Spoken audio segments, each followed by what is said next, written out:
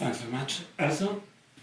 Good afternoon, everybody. I'm very happy to be here, not only for the invitation itself, but also because it comes from the Center for the Studies of Home, which is very much one of the major homes for the study of these topics in a number of disciplines and countries. So this is twice inspiring for me. What I'm going to share with you today is a presentation which runs on the difference and the transition between home as a noun, which we may understand as more or less related to a particular place, physical setting, or a variety of social experiences associated with it, to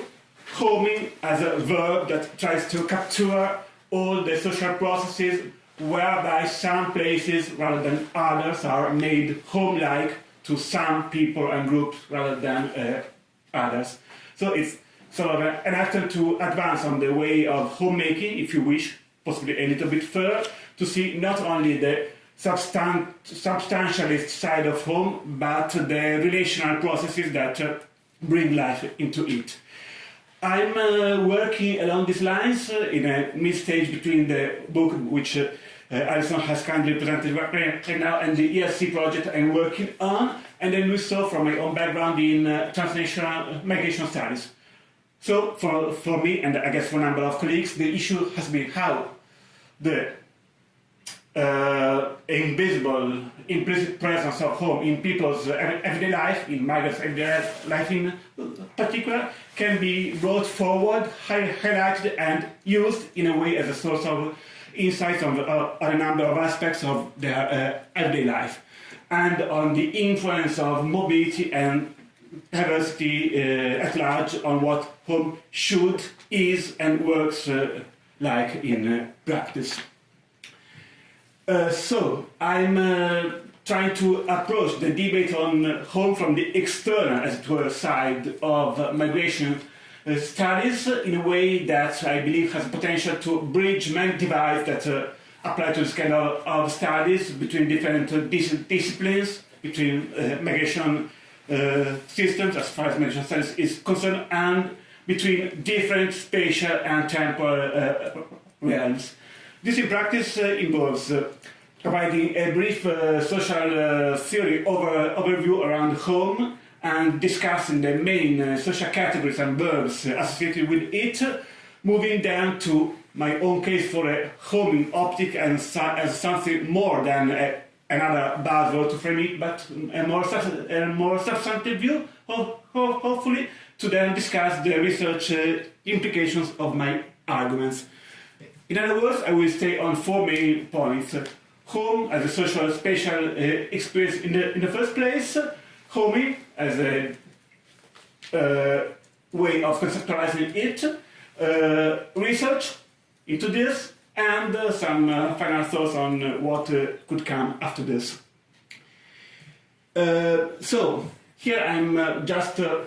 making some very cursory and brief remarks on home as an issue of interest across social sciences. I'm sure I'm not going to say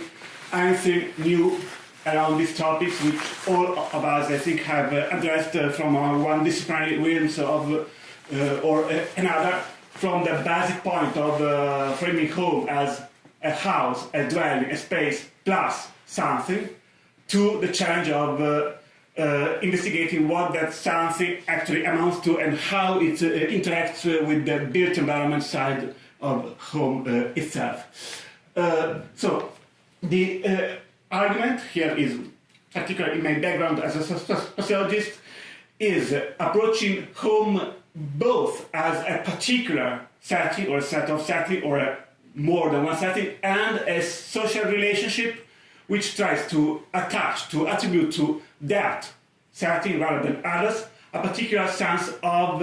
security, of familiarity and control over it. It's a contentious, a contended process. It's an attempt, but it's still a fundamental way for people to set apart some places, some conditions, some circumstances in their everyday lives from all the rest of them, given the structure of opportunity, the external conditions they are embedded in, and the assets, the resources they can rely on in this effort. So moving from this, I would make a case, as so many people already actually have, on sort of home studies as a cross-disciplinary research realm,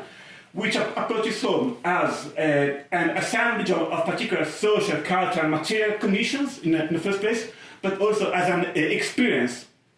which gives a particular meaning, emotional tone, atmosphere to their assemblages, and less obviously, perhaps, home is important, I believe, also as a category, as a word in itself, as a discursive tool to draw boundaries among insiders or outsiders and among different groups of people, which in turn raises the debate on what kind of ideologies, moralities, views of the world, and so forth underlie the view of home as a place with particular sets of characteristics rather than others. So in practice, researching home means to me doing research in the very first place on the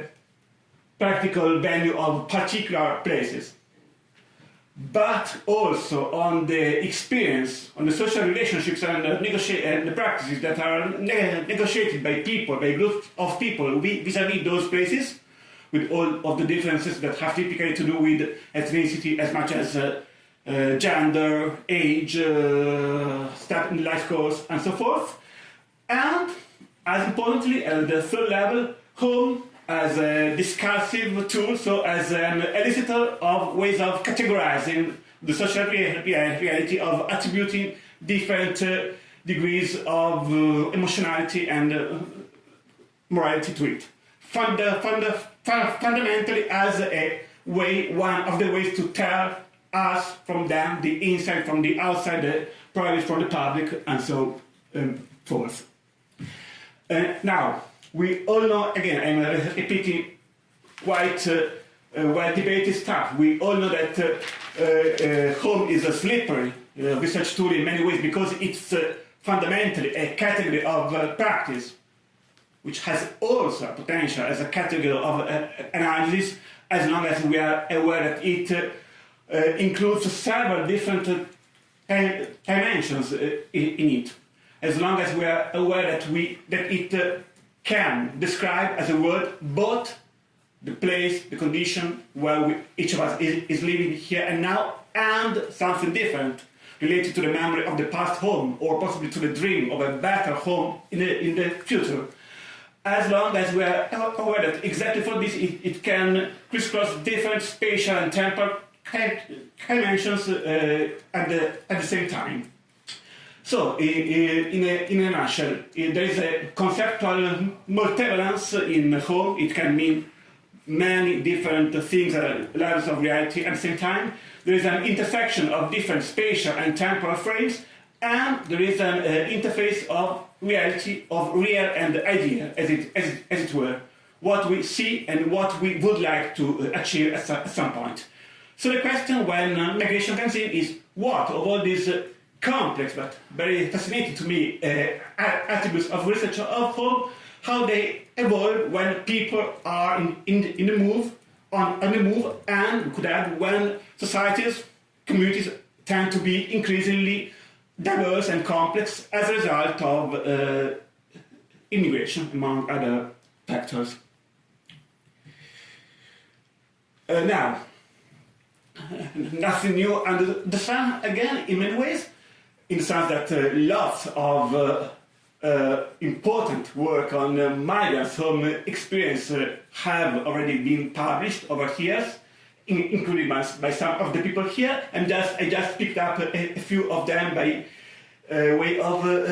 instance, as a way of making my own argument, which is lots of case studies have been done in a number of migration systems on labor migrants, on refugees, on migrant women, and so forth. But there is, I believe, a need for more systematic and comparative analysis than has been done so far. Even the more inclusive, more ambitious studies are, my understanding, most of them edited collections which do say much, but which still could leave some space to be filled with more specific reflection on this. For this to be the case, I guess we could, for this to be the case, there is a potential, I believe, in saying how home and migration are specifically related to each other. Not only because migrants' home experience matters, is really as much as that of anybody else, also somehow in different ways, but also because if we overlap, if we try to integrate these through research realms, migration studies on one hand, and what I would somehow call home studies on the other hand, we can gain mutual benefits on either side. In the sense that talking with the lens, with the categories of home in migration studies is a way, first, to show on what migrants' belonging, alignment, attachment needs to rely in practice. It's not a matter only of feeling Italian, Brit, or whatever other country, but also of displaying, of embedding these in particular objects, symbols, and contexts and ways of life. It also helps to understand how migrants try to appropriate, to negotiate, to gain some control over the place in which they are, and it helps to show how the very category of home is one of the ways to trace boundaries, to highlight differences, to make some difference more or less silent than others between different groups of people. At the same time, when we revisit the social study of home in terms of migration, possibly of mobility at large, we can appreciate better. First, an argument that many of us, possibly not all, but still many people would agree with, that home, in some sense of the term, need not be a matter of domesticity or domestic places only, but it raises up many important issues for the public space, or for some publics, or some semi-public spaces too. In the second place, a mobility optic can show up how home is a matter of materiality, obviously, but also of a number of immaterial aspects that tend to reproduce, for instance, whenever migrants try to reconnect with their countries of origin. And again, home is not only a matter of fixity, in the sense that home-related values, styles, ideas, and so can and do circulate across countries, across groups, and migration can be one of the channels for cultural diffusion of views, notions, tastes, styles, and varieties associated with home. There's a lot of literature on migrants' houses that has to do also with this aspect. So there are some benefits by overlapping these two realms of studies in my argument.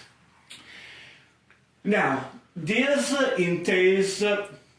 at the very least, two steps. First, there is more to home than a fixed abode, dwelling, or place.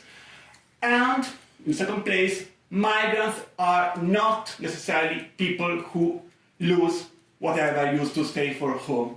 Now, here it's important not to over-idealize, such as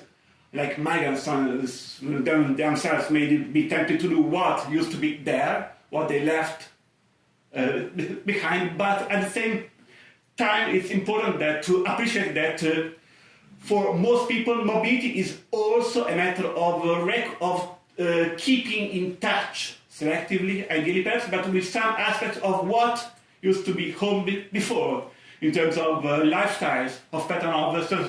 sociability, of using language, of keeping meaningful objects and ways of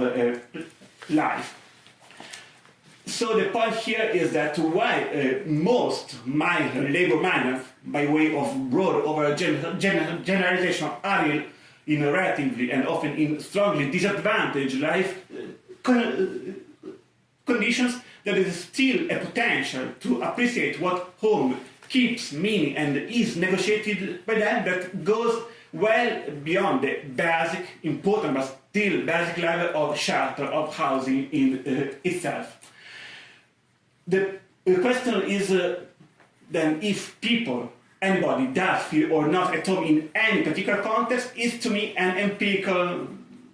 question. It's not something that can be necessarily given for granted for natives or long residents, if you wish, and necessarily denied for migrants. There is more for empirical research about this, rather than for assumptions of sort.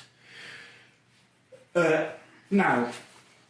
again, much has been written on homemaking as,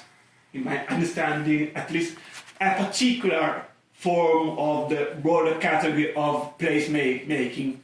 as a way of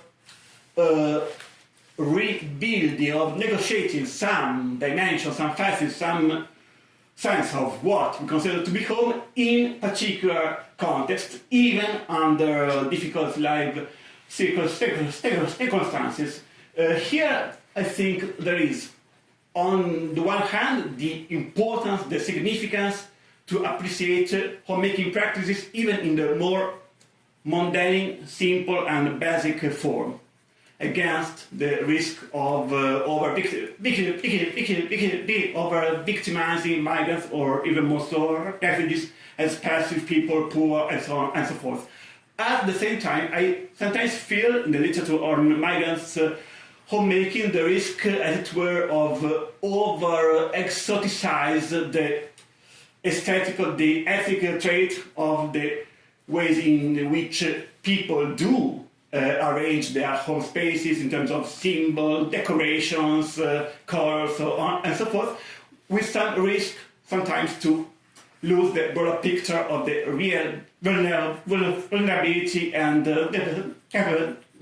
deprivation of these dwellings and housing spaces, and often also of their life conditions in the public space. Anyhow, against this background on homemaking, my tentative argument is to discuss homing as something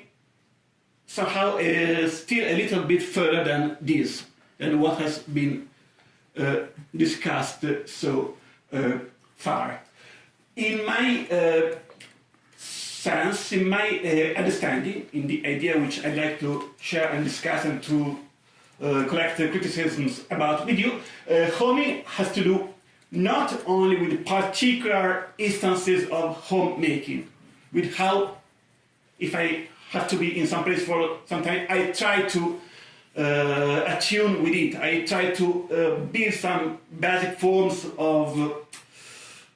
proximity, of familiarity with it.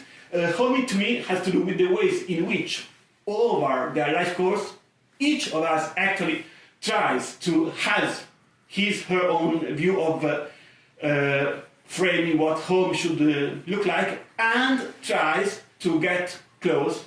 to it. Successfully or not, that's another matter. To me, homing is a way of combining the in-place side of home matters with the emotional and moral and even cognitive basis that are underlying it, to be then studied, hopefully, ideally, not only through particular forms of homemaking in a particular context, in a housing settlement, in a reception facility, in a refugee camp, or whatever, but in a broader frame over the life course of people, including migrants. The aim being to try to decode what sorts of ways of homing can be inferred of this, and what their social and cultural determinants typically are. So here again, I'm taking my own research interest and instances for migration studies, but there is more, I think, to this argument than migration studies only. Homing, to me, is not only what, to my knowledge, have been the main ways of using these terms so far, that have to do with natural sciences, biology, something like that. I'm very ignorant about this and I apologize for this. So the technical sense of homing has primarily to do in my understanding with the process whereby some animals are instinctively driven back to a particular place or location they came from. Homing is, however, used more importantly here for us, I guess, in the loose, broader realm of cultural studies, diasporic studies, to convey a sense of yearning for an original homeland, for an original place, or an idealized original place to come back at some point of the historical trajectory of a group of people, a community, a population, a religion, a minority, and so forth. And in a number of cases, I found homing to be used just as a shortcut, as a simple way to say homemaking, or in a different sense, doing home, and so forth. Now, I would like to advance a different conceptualization than these ones, and this different conceptualization has exactly to do with how people are disposed and potentially able to attach a sense of home to the social conditions they live in, and what accounts for them being more or less successful is a judgmental word, but anyway effective in doing so, given what they frame as home and given the circumstances they live in.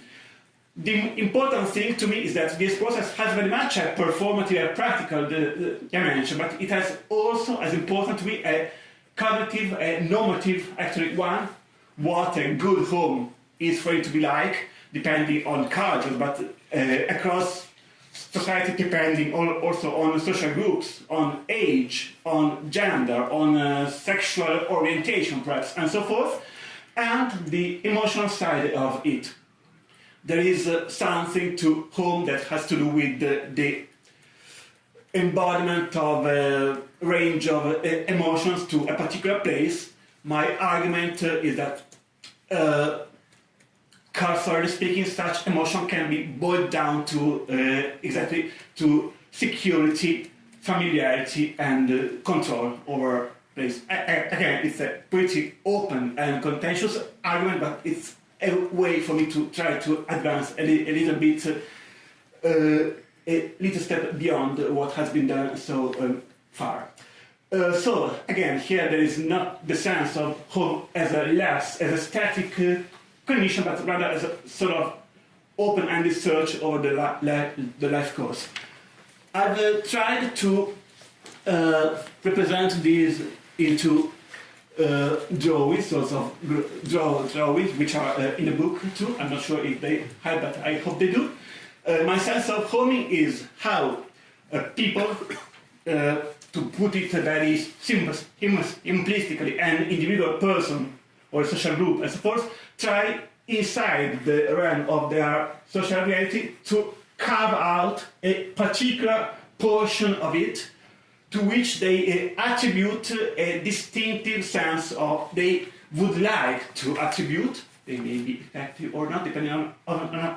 a number of factors, a particular sense of security, familiarity, and control over that place. To be studied, keeping in mind that there is a huge variety in what home is considered to be like, to some extent also in what home feels like, and in the practices, in the routines, in the ways of life, in the ways of using objects, of decorating spaces, and so forth, by which this sort of need is tentatively, implicitly achieved over time. I try to articulate the same argument with another drawing too that may be still more confusing. I'm afraid on this one, but still I would like to share it with you, which again, it's in the book, which is a way of making the same argument over the life course of people. So homing to me is a way to describe how each of us, including migrants, over his life course, tries to fill in the gap between the present current conditions of her home and the aspired one, and what he or she would like to see as a sort of ideal home. There is a gap here that is clearly the more important and severe, the more deprived one's life conditions are in the here and now. But it's anyway a process that can be analyzed, I think, at least along the three analytical continuums that have to do first with home being a matter of materiality, of spaces and objects, but also of immateriality, as long-distance violence is a case in point of how a sense of home can be reproduced also through immaterial resources, including social media, symbols, elicitors of home belongings, and so forth. Likewise, homing is something that can be negotiated in proximity, in contexts such as this room where we are here and now, but also over a distance. Again, migrants' life trajectories exemplify many ways in which people, while being, say, in London, invest lots of energies, resources, and emotions to have new, better houses built in their homelands, whatever that be, even while they do have, more often than not, very few chances of really enjoying that place, of getting back there forever, and so forth. Likewise, the home experience is more easily associated with a private or domestic setting, but need not be associated with that only. It can also have a public and extra domestic side, which is, ironically, particularly clear the more a neighborhood tends to be diversified, the more there are changes in the composition of population and so forth, the more that same neighborhood can be perceived as less home-like, not necessarily by migrants only, but also by long residents themselves. So in this, and in many ways, there is a public side to the debate and experience of home, which should not go neglected. So, to me, this way of framing the interface between home and migration is a way, first, to try to bring the abstract insight that every person is somehow seeking for an ideal home in her life down to the level of empirical research in a way or another. It's also a way to keep track of some of the insights on the literature on diasporas and home, but considering not only the imaginative part of it, but also the very real and practical one. And more important to me is a way to keep the insight of homemaking in, but by looking not only at particular instances, episodes of homemaking, but to the broader picture of the social and cultural factors that affect them, and to how forms of homemaking evolve over time. We have written and read so much on how the experience of home changes over time, but the same very much holds for the ways of making home that are very much an evolving phenomenon related only to the phase in the life course, and having mobility on migration, in this case, as a key source of change over time. there is obviously both an individual dimension to homing and a collective and a group one, and one or more sides and scales on the domestic or below or above, potentially at the same time. This very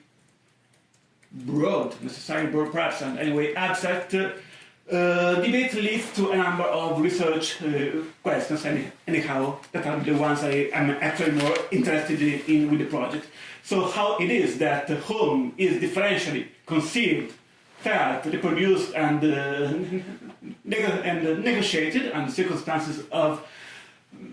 migration, what factors account for this, and more important from the field of migration studies, how do different migrants' ways of making home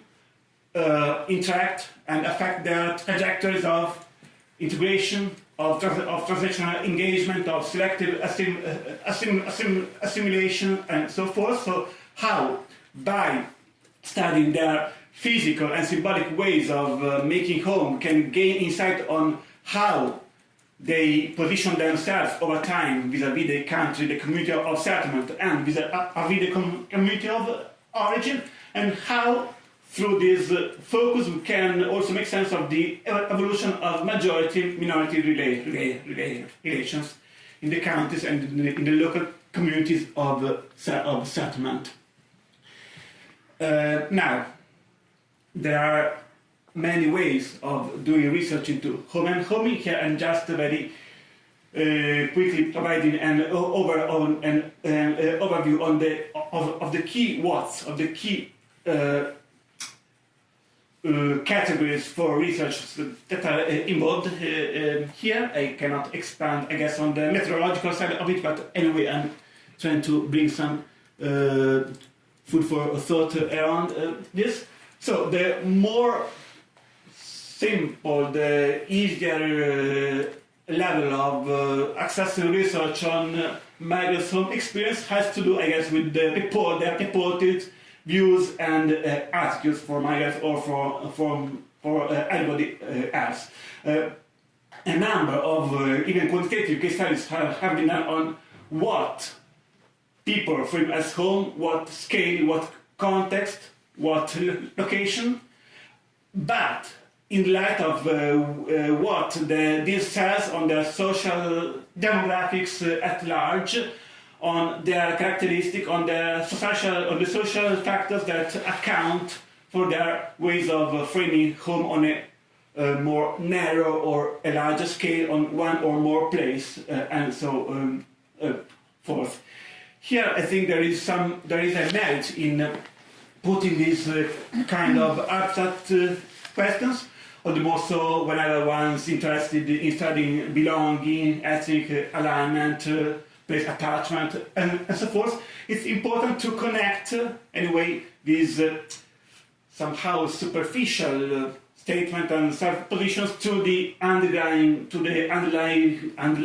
life conditions of people and to the environments in which they are embedded.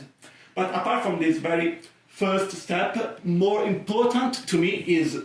to see how researching home and homing actually is revealing of the underlying biographies and of the patterns of the life course. Here there is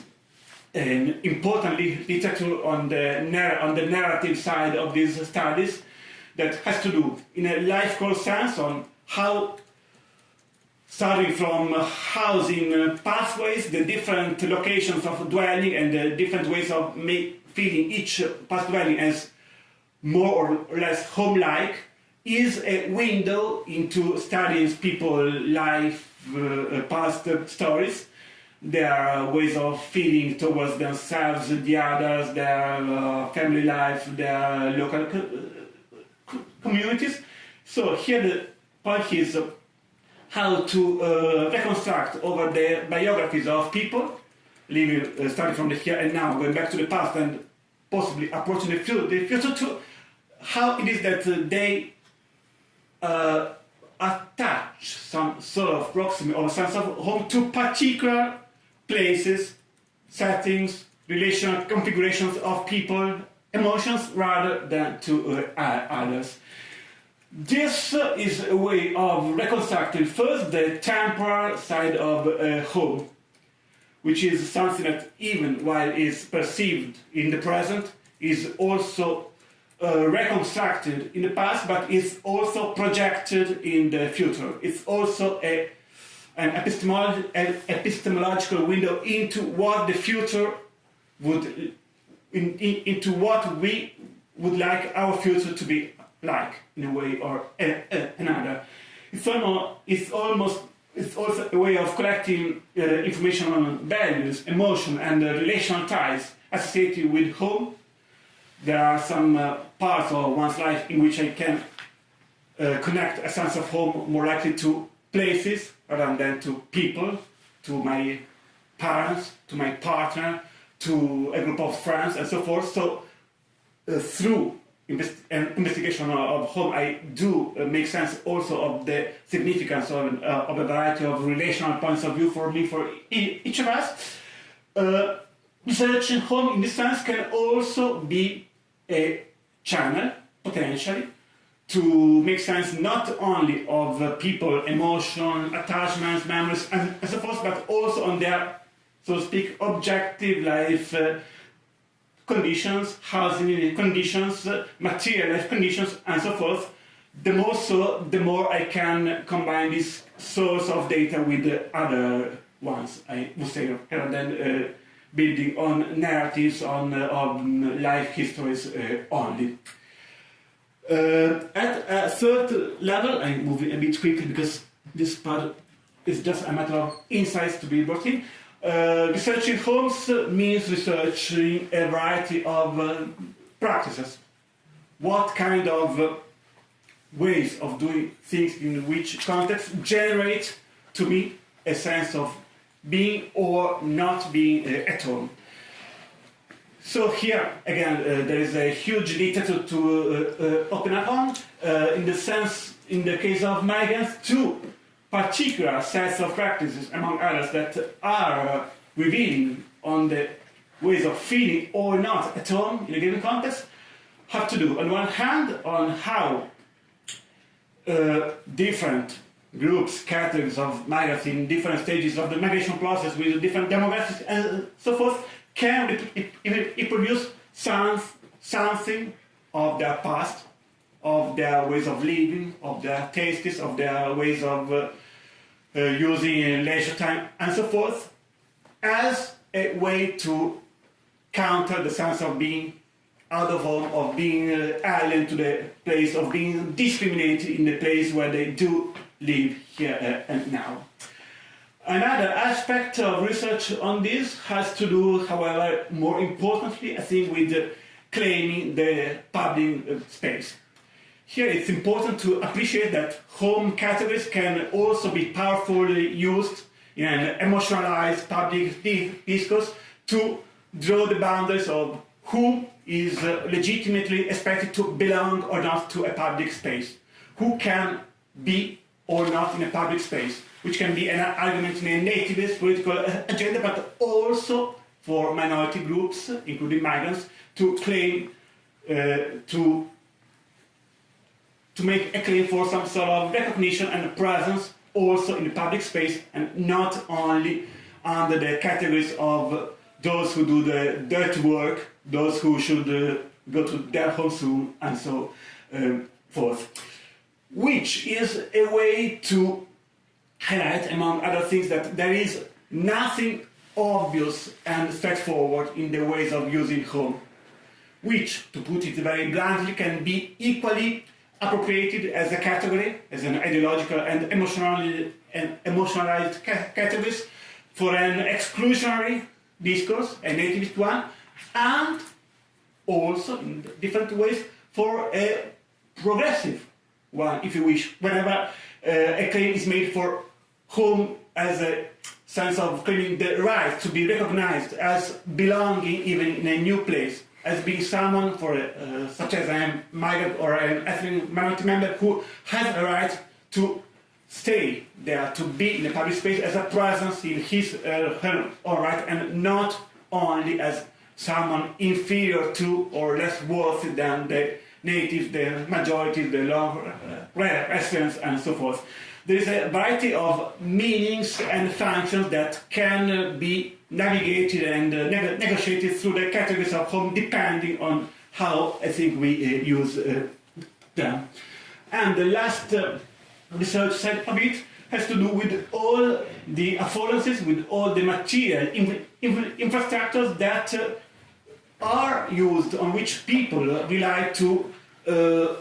cultivate a sense of home, to attribute it to a given space. Here there is a major, fascinating field of research, particularly for ethnography, I think, on how it is that a sense of home is not only a clear-cut matter of inside versus outside, but it's also a matter of thresholds of getting closer from the outside to the inside. There is potential, and much has been done actually on research on how some markers are used by immigrants as much as by anybody else to showcase and to qualify some places and some spaces within a dwelling as more intimate, more home-like than others.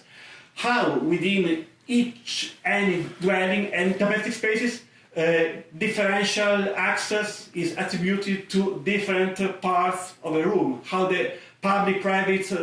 directive is reproduced even inside any dwelling, so that some spaces are more accessible than others, some so only for some parts of the household, and so forth. There is a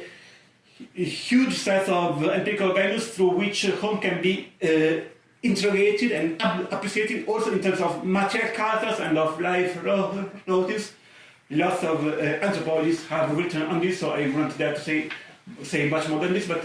the important is to appreciate also the underlying material characters, given again the resources and the constraints in which one's own experience is framed. Now I'm getting close to the end with a few more basic points. So the question now can reasonably be, what are we going to do out of this, or what the next research steps could be like. One remark here is that it's important to do research. Much of this has already been done in material characters, in domesticity studies, on the homes in the physical sense, but also there is a potentially very rich research studies, I think, for the ways of which home as a discursive category, as an elicitor of boundaries, of groupings, of collective emotions, is used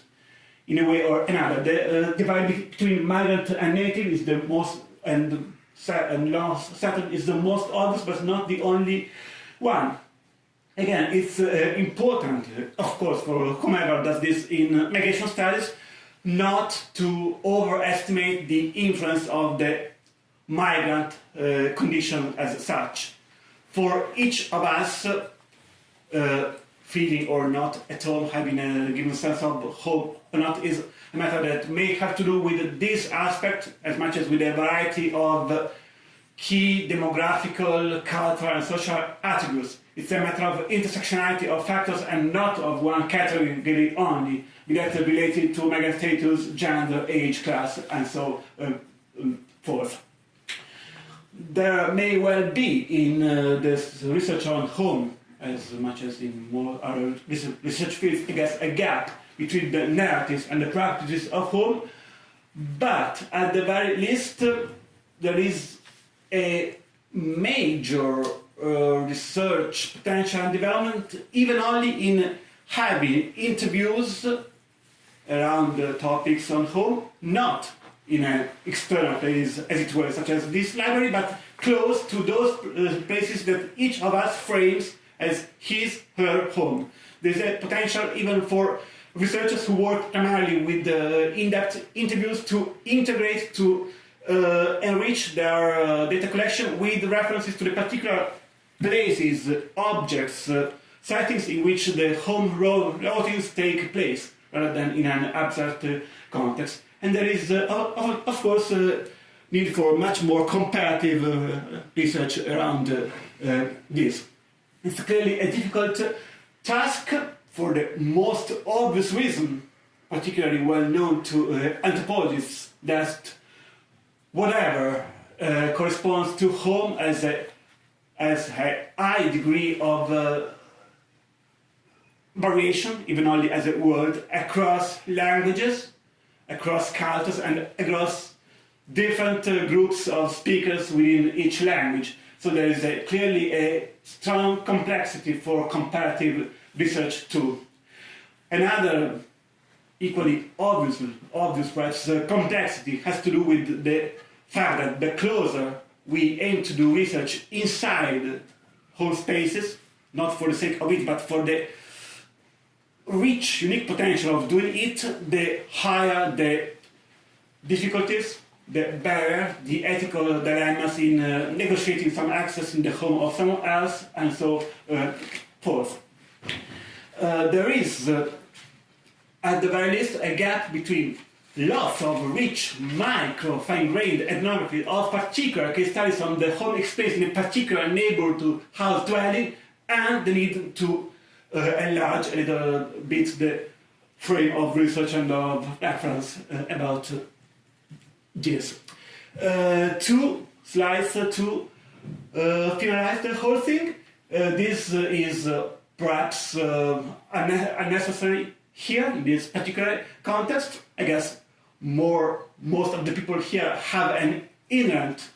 interest in home studies as a topic in itself. This is not necessarily the case for a number of colleagues in a number of disciplines which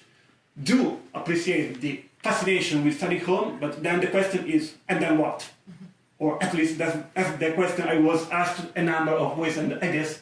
I'm by no means the only one in this. So I just try to figure out here a few particular aspects of value added to this debate that are based on the research fields I'm more familiar with. So I think there is much more to this argument, depending whether one has a primarily in interest in history, geography, and so psychology, and so forth. Anyhow, for me as a sociologist, study home is a way of gaining, of advancing knowledge on a number of other issues too. For those of us who are interested in migration studies, study home is a matter of reconstructing people's past histories and connections, going beyond their words only, but trying to embed them in locations, in objects, in practices which give us back a much richer, nuanced and complex account than words only would give, at the very least. It's also a way of seeing what home is like or should be like in the public, in the private or public, is also a way of marking and actually making boundaries between different groups, such as immigrant or ethnic minorities and ethnic majorities. And last, it's a way to empirically see what is it of one's home, whatever we frame as home, that can be materially, is portable parallel to people's life course, or needs to be left there. How it is that through particular objects, and all the more so today through ICTs, social media, and so forth, I can get reconnected. I can keep cultivating implicitly a sense of homeland, even while being very distant in time and space from that particular community setting, dwelling, in which I may have felt at home. Or if rather distance does matter so much that there is a sense of losing that intimacy with home. This is again a totally open and empirical question to to me. There may also be some less strong and afraid perhaps argument for making a case for the relevance of this kind of research agenda to public policy. At the very least, in the sense that, again, one thing is to say that immigrants or anybody else feels more or less integrated in a place, in a community, in a neighborhood. Another thing is to attach this broad bag emotion to particular objects, routines, ways of managing space, and so forth. So there is some potential for participatory and application here too, I guess.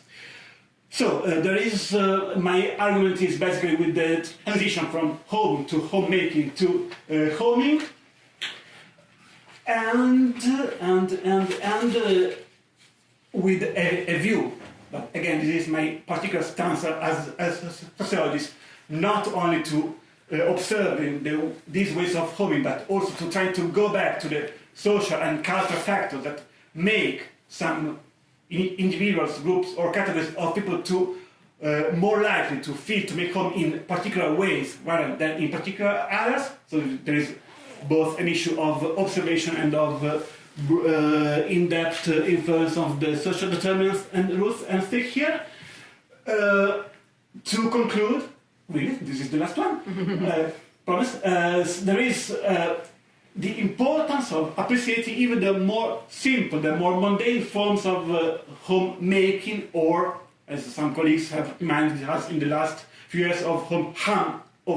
unmaking for that matter. But it's important for me to embed these ways of feeling or not at home in a broader story that has to do with people's biography on one hand, and with the resources and the social conditions they are in on the other hand. And a second important point to me is that there is quite a debate parallel with the literature on mobility, the territorialization, globalization, so on and so forth, on how attachment with the place don't matter so much as it used to. I think that the bulk of research on the bulk of labor migrants shows that exactly the opposite is true. That is, even highly mobile people, such as